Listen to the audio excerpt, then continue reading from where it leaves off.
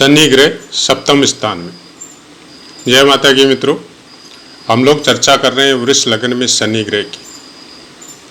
आज बात करते हैं सप्तम स्थान यानी वृश्चिक राशि, मंगल देव की राशि में सप्तम स्थान में विराजमान हो तो किस तरह के फल प्राप्त हो सकते हैं। प्राय कर सब पाठों में बताते हैं हम, भावाधिपति राशि अनुसार और कारक स्थान जिसका स्वामित्व जिस ग्रह के पास है, यहाँ पे सप्तम स्थान का कारकत्व शुक्रदेव के पास रहता है। स्थिर कारक शुक्रदेव को ही बोला जाता है, लेकिन जब स्त्री की कुंडली हो तो गुरु को भी देखना जरूरी है, और पुरुष की कुंडली हो तो शुक्र और स्त्री की कुंडली हो तो भी शुक्र ग्रह दोनों ही कुंडलियों में देखना पड़ेगा आपको, लेकिन स्त्री की कुंडली में, फीमेल की कुंडली में विशेषकर आपको गुरु को देखना पड़ेगा। अब यहाँ पे अगर शनिदेव विराजमान होते तो पहले बात तो वृष लग्न वालों के लिए वैसे भी शुक्रदेव आपके लग्नाधिपति होते और शनिदेव से मित्रता है। वृष लग्न वालों के लिए सप्तम स्थान में शनिदेव राशि अनुसार नवम और दशम का स्वामित्व लेके विराजमान होते, अच्छे फल प्राप्त होंगे। और केंद्र स्थानों में यह बोला जाता है कि क्रूर ग्रह कुछ ज्यादा मात्रा में अच्छे फल देते हैं या पापी ग्रह अच्छे रहते हैं। उसका कारण यही है कि जिनको भी क्रूर ग्रह या पापी ग्रह बोला जाता है, उनमें बल की अधिकता बेशी होती है। वो अपने फलों को फोर्सफुली देने की कोशिश करते और किसी का भी हस्तक्षेप वो बर्दाश्त नहीं करते, वो अपने फल देंगे ही देंगे। ये अलग बात है, अंश बल के अनुसार, कुंडली के लग्न अंश के अनुसार, नवमांश के अनुसार किस तरह का बलाबल उनको प्राप्त है, उसके हिसाब से उनके फलों में अधिकता या न्यूनता होते रहेगी। सप्तम स्थान से संबंधित जब शनिदेव के फलों को हम लोग जानने की कोशिश करें तो ये बात बोला जाता है कि पत्नी की ट्यूनिंग में प्रॉब्लम आएगी, शादी में प्रॉब्लम आएगी, विवाह संबंधों में प्रॉब्लम आएगी, कुछ देरी से विवाह करने की एडवाइस दी जाती है वर्तमान के ज्योतिष के अनुसार। लेकिन बहुत सी जगह ऐसा देखा जाता है कि भावाधिपति और शुक्र या गुरु ग्रह भी बलवान हो तो आपकी अगर शादी जल्दी भी है तो उसमें कोई प्रॉब्लम नहीं आती। हाँ, प्राय कर ऐसा हो जाता है कि आपकी एज से, जिससे आप शादी कर रहे हैं, चाहे वो लड़की है चाहे लड़का है, थोड़ी एज बड़ी हो सकती। कुछ इस तरह का हम लोग बोल सकते हैं, क्योंकि शनि ग्रह को वृद्ध ग्रह बोला जाता है। स्थायी रहते हैं एक ही राशि में 2.5 साल तक, और शनि ग्रह को उसके लंगड़ेपन की वजह से ये सब चीजें जो ग्रहों के विषय में या कहानियों के द्वारा या पुराणों में जो कथाएं प्रचलित है उनके द्वारा ये कोई भी चीज उसके फलों को जानने के लिए हम लोगों को सुविधा प्रदान करती है।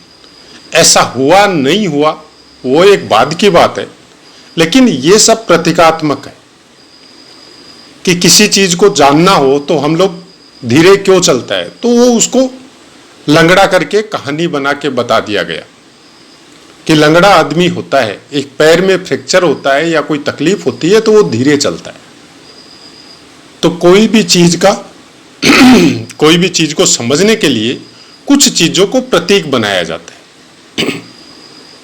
कि ज्यादा डिटेल में नहीं समझा के उनकी कहानियों के अनुसार हम लोग उस प्रतीक की पूरी डेफिनेशन समझ सके। शनिदेव यहां पे अच्छे और बुरे फल दोनों ही मात्रा में प्रदान हो सकते हैं आपको। बाकी ग्रहों की प्लेसमेंट, विवाह संबंधों के कारक ग्रह, उन सब को देखना बहुत जरूरी होता है। यहां पे विराजमान होके ये अपने ही भाग्य भाव को देखेंगे, मकर राशि को, नवम स्थान को। धर्म के मामले में या प्रारब्ध के मामले में या भाग्य के मामले में इस स्थान में पीड़ा तो प्रदान नहीं करेंगे आपको, लेकिन आप अपना भाग्य खुद बनाएंगे। और धर्म के मामले में जैसा हमने पहले भी एक पाठ में बोला था, जब तीसरे स्थान में शनिदेव थे उस समय बताया था कि शनिदेव कोई भी धर्म आडंबर के साथ नहीं करते। उस जगह को, उस चीज को बढ़ाते हैं, लेकिन आडंबर रहित रहते हैं, अपने धर्म का दिखावा नहीं करते। वृष राशि को देखेंगे, सप्तम दृष्टि से लगन को देखेंगे। शुक्रदेव की राशि है, लग्नेश का कहां पे प्लेसमेंट है, कहां वो विराजमान है, कितना बल उसके पास है, उसको देखना बहुत जरूरी है। दृष्टियों के संबंध में बोला जाता है कि शनिदेव की दृष्टियां खराब होती है, कुछ हद तक होती भी है, लेकिन कुछ हद तक अच्छी भी होती है, क्योंकि एक ग्रह से कोई भी कुंडली का फलादेश नहीं होता। अगर आपका लग्नेश बली है तो आपका स्वास्थ्य अच्छा रहेगा, लेकिन शनिदेव आपको डीप नॉलेज समझने की प्रेरणा देते, आपको वो चीजें, आपके मस्तिष्क में वो बातें एक्टिव करने की कोशिश करते हैं जिसके द्वारा आप एक्चुअल में रहस्य समझ सको जीवन का।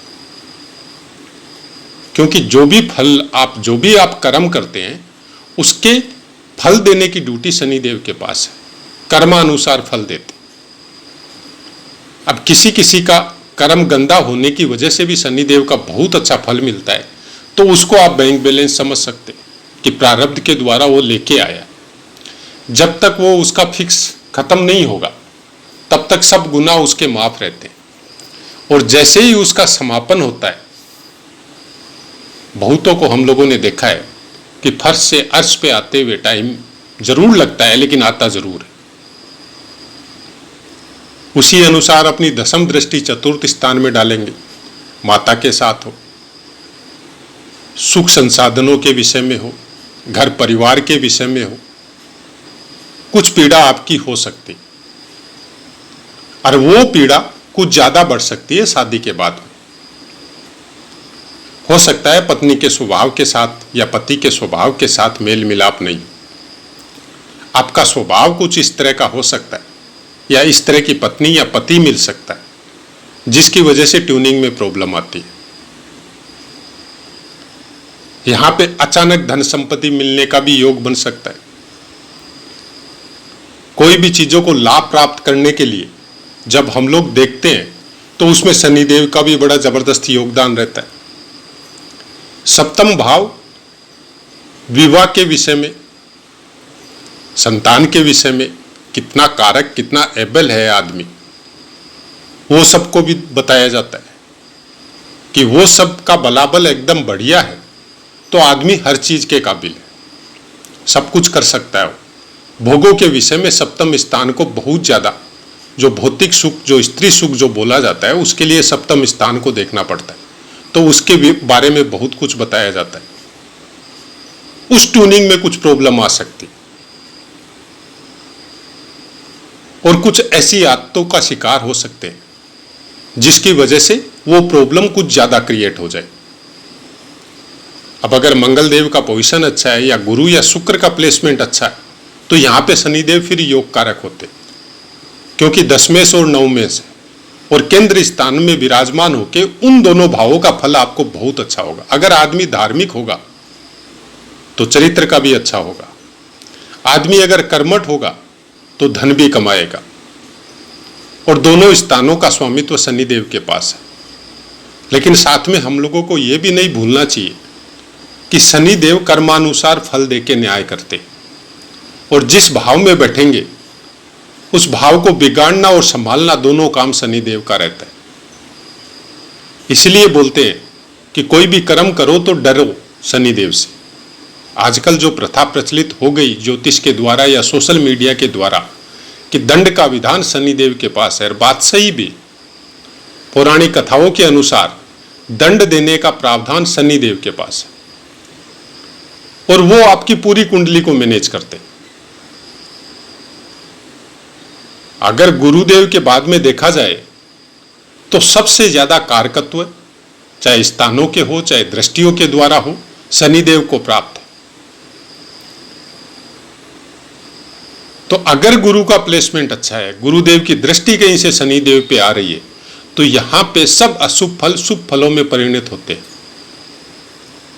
वो सब अच्छे फल आपको प्राप्त होते हैं, क्योंकि गुरुदेव की दृष्टि होने के साथ साथ आदमी हर चीजों में ज्ञान की मात्रा इतनी ज्यादा बढ़ती है, विवेक इतना अच्छा होता है कि कोई भी कुकर्म करने से पहले 1000 बार सोचेगा, वो नहीं करेगा। और सप्तम स्थान चरित्र और चरित्रहीनता दोनों चीजें देता है। गुप्त अंगों के रोग और गुप्त अंगों का बलाबल सब सप्तम स्थान से देखा जाता है।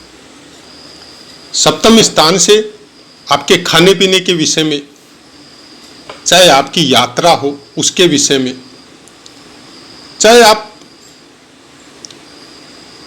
अपनी एक स्त्री या पुरुष के अलावा और कितने संबंध आपके रहेंगे उस विषय में, सब कुछ इस स्थान से हम लोग प्राप्त कर सकते हैं। और यहां पे शनिदेव बैठ के बाकी ग्रहों का प्लेसमेंट के अनुसार बहुत कुछ हम लोग शनिदेव का अच्छा और बुरा दोनों चीजें जान सकते हैं।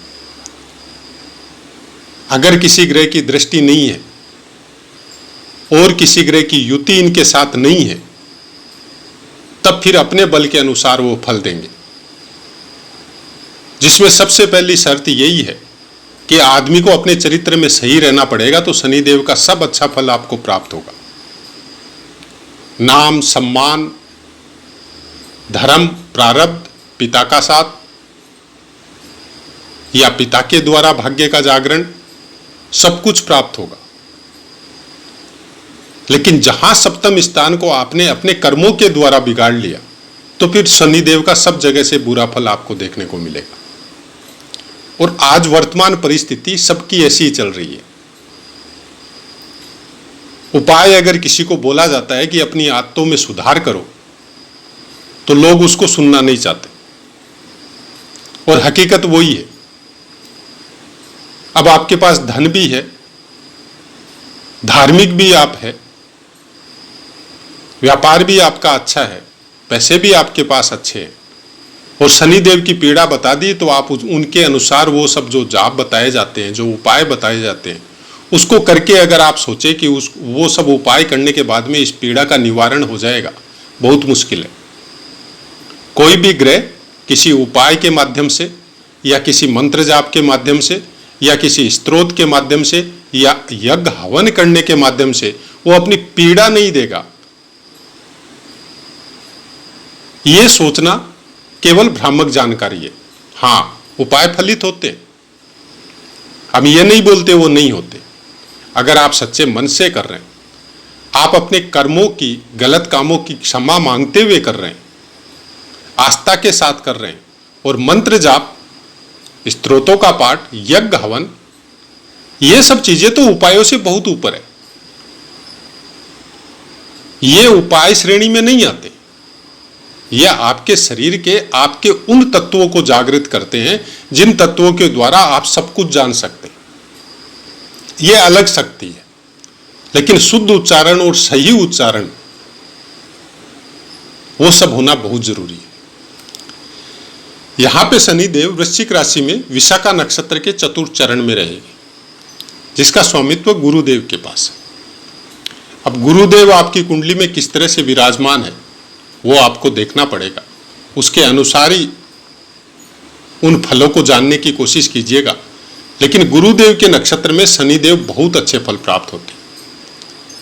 भोगों के मामले में हो, योगों के मामले में हो, धन के मामले में हो, संतान के मामले में हो, सब चीजों का अच्छा फल शनिदेव विशाखा नक्षत्र में बैठ के यहाँ पे आपको प्राप्त करवाते हैं। यहाँ पे कोई खराब फल शनिदेव आपको प्राप्त नहीं करवाएंगे। उसके बाद में अनुराधा नक्षत्र के चारों चरण आएंगे, जिसका स्वामित्व शनिदेव के पास है, खुद के पास। शर्त यह है, अच्छा फल प्राप्त करने के लिए आपका चाल चलन और चरित्र सब कुछ अच्छा रखना पड़ेगा। तब आपको शनिदेव वो देंगे जो आपने कभी सोचा भी नहीं है। सप्तम स्थान बहुत अच्छा फल प्राप्त होगा, और नवम और दसम दोनों का भी बहुत अच्छा फल प्राप्त होगा। अगर किसी की कुंडली में एक स्थान भी बहुत अच्छा हो, तो उसका जीवन हम लोग राजसी बोल सकते हैं। और यहाँ पे 3-3 स्थानों के अगर अच्छे फल प्राप्त होते हैं, तो आप सोच सकते हैं कि आपका किस तरह का राजयोग है। उसके बाद में ज्येष्ठा नक्षत्र में, ज्येष्ठा नक्षत्र के चारों चरण रहेंगे, जिसका स्वामित्व बुध देव को पास है। अब बुध देव के विषय में आपको डीपली अध्ययन करना पड़ेगा, क्योंकि बुध के अपने कारकत्व है और वो फिक्स नहीं है। विद्या, बुद्धि और वाणी के कारक है। बुध देव को कुमार बोला जाता है। अब आप कुमारावस्था के जो बच्चे हैं उनकी बुद्धि स्थिर नहीं रहती, वो कभी आपके साथ तो कभी दूसरे के साथ। वो परिवार में माँ बाप को भी गलत मान लेते हैं और दूसरे को भी अच्छा मान लेते, दुश्मन के भी साथ बैठ सकते, तो उनकी बुद्धि स्थिर नहीं रहती। वैसा ही कुछ बुध देव का भी स्वभाव है। इनको कंट्रोल करने के लिए इनके साथ कोई ग्रह का होना जरूरी है, जो प्रायकर सूर्य देव के साथ ही रहते। लेकिन अगर अलग बैठे, बिना किसी की दृष्टि में आए बैठे, तो फिर अपनी मर्जी से फल देंगे। और इनको मैनेज करना भी बहुत आसान है, उपायों के द्वारा या फिर अपने कर्मों के द्वारा इनको बहुत अच्छी तरह मैनेज कर सकते हैं आप। बुध देव का पोजीशन अगर अच्छा हो तो फिर शनि देव का भी पोजीशन बहुत अच्छा रहेगा। और कहीं से बुध देव बिगड़ गए कुछ कामों की वजह से, इनका खुश होना भी बहुत आसान है और इनका बिगड़ना भी बहुत आसान है। अगर आपकी कुंडली में योग कारक होके भी बैठे हैं तो भी बुध देव खराब फल दे सकते हैं, अगर अलोन बैठे हैं तो। ये ध्यान रखिएगा आप। और जैसे ही बिगड़े तो फिर शनि देव भी बिगड़ सकते हैं। इसलिए ज्योतिष में संस्कारों का अपना बड़ा महत्व है। और जो सनातन धर्म की जो परंपरा है, किस तरह से जीवन निर्वाह करना है, किसी को गलत वचन नहीं बोलना है, गलत मार्ग पे नहीं चलना है, लोगों का भला करना है, यह सब ज्योतिषीय नियम है जो संस्कारों में सम्मिलित करके हम लोगों के पूर्वजों ने हम लोगों को देके गए जीवन जीने के तरीके या नियम, उनको छोड़ चुके। इसलिए आज ये सब तकलीफें हम लोग भोग रहे हैं। उसके बाद में नवमांश श्रेणी, वृश्चिक राशि में 3.20 डिग्री तक कोई भी ग्रह होने से कर्क के नवमांश में रहेंगे, 6.40 डिग्री तक होने से सिंह के नवमांश में रहेंगे, 10 डिग्री तक होने से कन्या के नवमांश में रहेंगे और 13.20 डिग्री तक तुला के नवमांश में रहेंगे, 16.40 डिग्री तक वृश्चिक के नवमांश में रहेंगे, 20 डिग्री तक धनु के नवमांश में रहेंगे, 23.20 डिग्री तक मकर के नवमांश में और 26.40 डिग्री तक कुंभ के नवमांश में और 30 डिग्री तक मीन के नवमांश में। समराशि है, प्रथम 6 अंश तक मृतावस्था, 12 अंश तक वृद्धावस्था, 18 अंश तक युवावस्था, 24 अंश तक कुमारावस्था, 30 अंश तक बाल्यावस्था। आशा है अगर आप पाठ श्रवण कर रहे हैं और पूरे पाठों का श्रवण कर रहे हैं तो हम यही आशा कर सकते हैं कि आप ज्योतिष की एक्चुअलिटी के नजदीक पहुंच रहे हैं।